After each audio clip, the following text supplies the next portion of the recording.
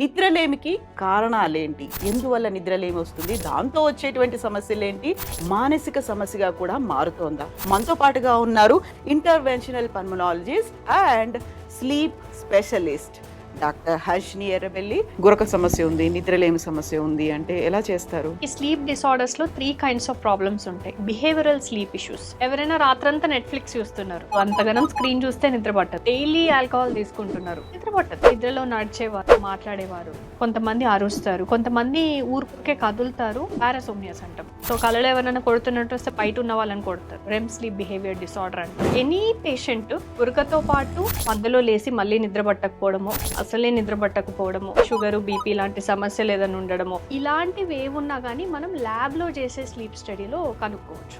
Level 1 sleep testing లో చేశారు కదా, లెవెల్ 1 అంటే ఏంటి అసలు?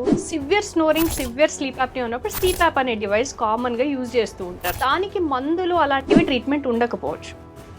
ఒక క్యాన్సర్ వచ్చిన పేషెంట్ చాలా బాధపడతాడు అని అనుకున్నా గానీ నిద్రలేమితనంతో ఉండే పేషెంట్ చాలా బాధపడతాడని నేను ఎప్పుడు అనుకోలేదు. నిద్ర సంబంధిత సమస్యలు, వీటి వల్ల ఇన్ఫర్టిలిటీ కూడా వస్తుంది అనేది నిజమే అంటారా? స్లీప్ డిస్టర్బ్ అవుతే హార్మోనల్ ఇంబ్యాలెన్స్ వస్తుంది. సో హార్మోనల్ ఇంబ్యాలెన్స్ వస్తే దెన్ ఆబ్వియస్లీ ఫర్టిలిటీ ఇష్యూస్ వస్తాయి. చాలా మంది మహిళలు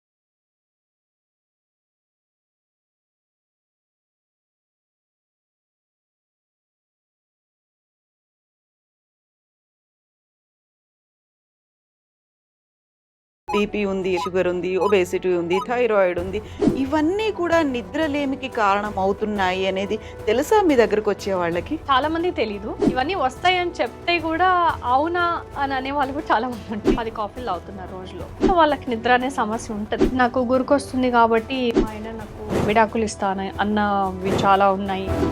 మనకి RTC buses, public transport vehicles, train accident కానీ బస్ యాక్సిడెంట్స్ అయినప్పుడు చాలా వరకు చాలా గవర్నమెంట్స్ అసెస్మెంట్స్ చేస్తాయి ఎందుకైంది యాక్సిడెంట్ అని.